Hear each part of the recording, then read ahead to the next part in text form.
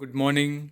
Welcome again in class 8th physics and the chapter chemical effect of electric current. Okay? So, in this chapter we already discussed some chemical effect, voltmeter, construction of voltmeter, types of electrodes, electrolysis process. Okay? And our next topic is uses of electrolysis. So, uses of electrolysis is extraction of metals from their ore. Okay. First uses क्या है? Extraction of metals from their ores. Okay. इसमें देखिए electrolysis is used in the extraction of metals from their ores. Electrolysis ores का मतलब क्या होता है? Ores एक केमिकल सब्सटेंस है जिसमें से हम मेटल्स को एक्सट्रैक्ट करते हैं, बाहर निकालते हैं. ठीक है. ओके. सो इलेक्ट्रोलाइसिस एक प्रोसेस है या हम इसका यूज़ किस में करते हैं?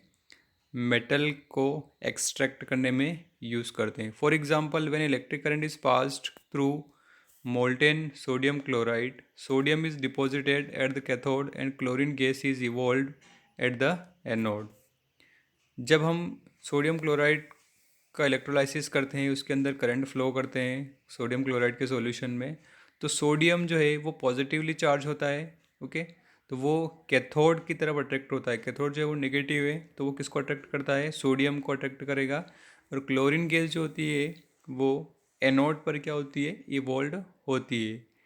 Aluminium and potassium are also extracted from their ores by electrolysis. Okay. Aluminium और पोटेशियम जो है वो भी इलेक्ट्रोलाइसिस से ही अपने ओर से क्या की जाती है? फाइंड की जाती है. Okay. Second application manufacture of chemicals. Chemical का मैन्युफैक्चर किस तरीके से किया जाता है? देखिए electrolysis is use for the manufacture of chemicals that are used in industries in large quantities. Electrolysis जो है उसका यूज़ किया जाता है किसमें? Manufacture of chemicals. ठीक है. इंडस्ट्री में लार्ज क्वांटिटी में केमिकल्स को बनाया जाता है इलेक्ट्रोलाइसिस प्रोसेस के through. Manufacture of oxygen, chlorine and hydrogen gas is done by electrolysis. Oxygen, chlorine and hydrogen gas is done by electrolysis. ठीक है. इन गैसों का मैन्युफैक्चर होता है इलेक्ट्रोलाइसिस से. Refining of metals. ठीक है. किस तरीके से हम मेटल्स की रिफाइनिंग करते हैं? Electrolytic refining means refining by electrolysis. ठीक है. Electrolytic refining means refining by electrolysis. Electrolytic refining is the most important and widely used method for refining of metals. Okay. Many metals like copper, zinc, tin, silver, gold and nickel are refined by this method. Okay. जो बहुत सारी metals है, जैसे मान लीजिए copper है, zinc है, tin है, सिल्वर, गोल्ड, निकेल, ये इसी मेथड से रिफाइंड की जाती है. ओके. रिफाइंड का मतलब उनको प्योर किया जाता है, प्योरीफाई किया जाता है. क्योंकि जब इनका मैन्युफैक्चर होता है तो इसके अंदर बहुत सारी इम्प्योरिटीज़ वगैरह होती है. ठीक है. तो इलेक्ट्रोलाइसिस प्रोसेस से उनको क्या करते हैं? प्योर किया जाता है. Electroplating. The method of coating the metal surface with a thin layer of superior metal with the help of electric current is called electroplating. ठीक है. इलेक्ट्रोप्लेटिंग क्या है? एक मेटल सरफेस पर एक कोटिंग चढ़ाई जाती है. ठीक है. With a thin layer of superior metal, मतलब एक बहुत अच्छी जो सुपीरियर मेटल्स होती है उसकी दूसरी मेटल सरफेस पर एक लेयर हम चढ़ाते हैं, जिसको हम क्या बोलते हैं? इलेक्ट्रोप्लेटिंग बोलते हैं. ठीक है. किसकी हेल्प से? करंट की हेल्प से. ठीक है. उसके बाद देखिए एक एक्टिविटी है to perform electroplating of an object with copper. ठीक है. कॉपर से एक ऑब्जेक्ट पर इलेक्ट्रोप्लेटिंग की जाती है. किस तरीके से हम उसकी स्टडी करेंगे? देखिए थिंग्स क्या क्या चाहिए हमें? ग्लास बीकर चाहिए, कॉपर स्ट्रिप चाहिए, एन आयरन स्ट्रिप चाहिए, बैटरी चाहिए, कॉपर सल्फेट सॉल्यूशन चाहिए, कनेक्टिंग कॉपर वायर चाहिए, स्विच चाहिए और सैंड पेपर चाहिए, डाइल्यूट सल्फ्यूरिक एसिड चाहिए। ठीक है, मेथड क्या क्या है? Fill 3/4 of the beaker with help with copper sulphate solution. 3/4 beaker को भर दें किससे? कॉपर सॉल्यूशन से, सल्फेट सॉल्यूशन से। उसके बाद इसमें add a few drop of dilute sulphuric acid in solution, कुछ ड्रॉप उसमें डाइल्यूट सल्फ्यूरिक एसिड की मिक्स करें। कनेक्ट द,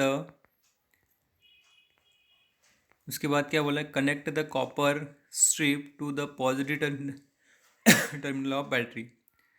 ठीक है, ये यहाँ पर डायग्राम में आप देखें, ये कॉपर स्ट्रिप है, ये आयरन स्ट्रिप है। तो कॉपर स्ट्रिप को हमने पॉजिटिव से कनेक्ट किया, आयरन स्ट्रिप को नेगेटिव से कनेक्ट किया। ठीक है, clean the iron strip with sandpaper and connect to the negative terminal of the battery through a switch, और एक स्विच हमने इसमें लगा दी है।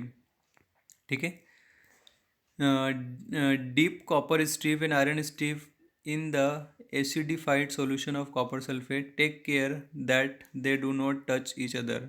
ये दोनों एक दूसरे को टच नहीं होना चाहिए, आपको ध्यान रखना है। Switch on and let the current pass through the solution for half an hour.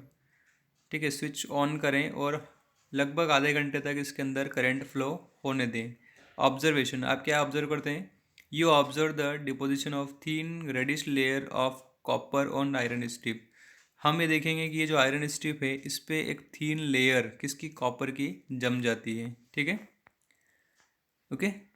When copper sulphate is dissolve in water, तो उसको एक्सप्लेनेशन यहाँ दिया हुआ है। जब कॉपर सल्फेट वाटर में डिजोल्व होता है, it forms positively charge copper ions and negatively charge sulphate ions. When the electric current is pass through the solution, the cation copper ions move towards the cathode and A9 sulphate move towards the anode. तो जो copper sulphate है वो copper के plus और SO4 जो sulphate है, sulphate ions मतलब ये नेगेटिवली चार्ज होंगे। तो जो पॉजिटिव है मतलब कॉपर पॉजिटिव है तो वो कैथोड की तरफ जाएगी, और जो सल्फेट नेगेटिव है तो वो एनोड की तरफ मूव करेंगे। ठीक है, अब एट कैथोड क्या है? The copper ions gains electron by the electric current and form copper atoms that deposited on the surface of iron strip. जो कॉपर आयंस हैं वो क्या है? पॉजिटिव है। ठीक है, तो उनको इलेक्ट्रॉन की ज़रूरत पड़ेगी, तो वो इलेक्ट्रिक करंट से इलेक्ट्रॉन लेके किस पे जम जाएंगे? कॉपर पर, आयरन स्ट्रिप पर जम जाएंगे। और जो एनोड है, ठीक है, the sulphate ions do not get oxidise, instead the copper atom in the copper plate loses electron to form copper ions that goes into the copper sulfate solution. Thus we see that the anode loses copper atoms to form copper ions and cathode gains an equal number of copper ions to form copper atoms. Therefore the anode is slowly dissolved into solution while a layer of copper gets deposited on the cathode. The sulfate ions do not take part in chemical reaction, thus the copper gets transferred from anode to cathode and form reddish layer over the iron strip. अब इसमें जो anode पर क्या क्या होता है? The sulphate ion do not get oxide, जो sulphate ion है वो ऑक्सीडाइज नहीं होंगे। Instead copper atoms in the copper plate, copper atoms जो है कॉपर प्लेट पर लॉसेज इलेक्ट्रॉन को लॉस करेंगे to form copper ions that goes into the copper sulphate solution. ठीक है, तो वो कॉपर सल्फेट सॉल्यूशन से कॉपर आयंस जो है वो बनाएंगे। ठीक है, इलेक्ट्रॉन को लॉस करके। दस वी सी दैट, और हम ये देखते हैं the anode losses copper atoms to form copper ions and the cathode gains an equal number of copper ions to form copper atoms. ठीक है, एनोड क्या करेगा? Anode losses copper atoms, anode copper atoms को loss करेगा to form copper ions, और वो copper ions बनाएगा। And the cathode gains an, क्योंकि कैथोड को इलेक्ट्रॉन चाहिए तो इलेक्ट्रॉन गेन्स करेगा इक्वल नंबर ऑफ जितने कॉपर आयंस हैं, और वो कॉपर एटम बना लेगा। Therefore the anode slowly dissolve into the solution. ठीक है, तो क्या जो एनोड है वो क्या होगा? वो सॉल्यूशन में डिजोल्व हो जाएगा और एक लेयर जो है वो जम जाएगी कैथोड पर। ठीक है, लेकिन जो सल्फेट आयंस है वो केमिकल रिएक्शन में भाग नहीं लेंगे। ओके, इसीलिए जो कॉपर है वो उसकी एक लेयर जम जाती है रेडिश कलर की आयरन स्ट्रिप पर, ठीक है। यूजेस ऑफ इलेक्ट्रोप्लेटिंग, डेकोरेशन में इसका यूज़ होता है और एक प्रोटेक्शन में इसका यूज़ किया जाता है, ठीक है। किस तरीके से, देखो, metals used for making the jewellery like gold and silver are very expensive. The artificial jewellery made from less expensive metal is electroplating with more expensive metal like gold and to make them look, ठीक है। तो वो जो gold and silver है बहुत ज़्यादा costly होती है, एक्सपेंसिव होती है, ठीक है। तो जो आर्टिफिशियल ज्वेलरी बनाई जाती है उनके ऊपर गोल्ड या सिल्वर की पॉलिश की जाती है और उनको अच्छा डेकोरेटेड बनाया जाता है, ठीक है।